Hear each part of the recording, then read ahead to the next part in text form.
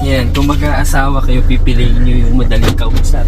Hindi yung mahirap kausap. Sabi mo, magmamadali na naman yan. Sabi mo, late na kayo, ganyan, late na naman kayo. Pero siya itong ano, lagi naman late. Ang tagal maligo, ang tagal magbis, ang tagal ano. Diba? Ganyan siya lagi. Yun, tapos sabi mo, bubuksan mo pa yung pinto. Ayan o. Here you go. There you go. Ano, dito ka namin. Halika na.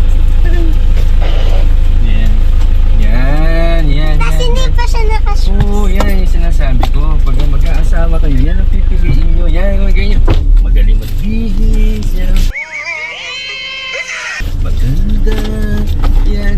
Bait. Yan, dapat ang pipiliin nyo. Ganyan talaga dapat. Diba? Yan sabi ko sa'yo mo. Pumili kayo ng mababait. Diba, Mi? Diba? Diba?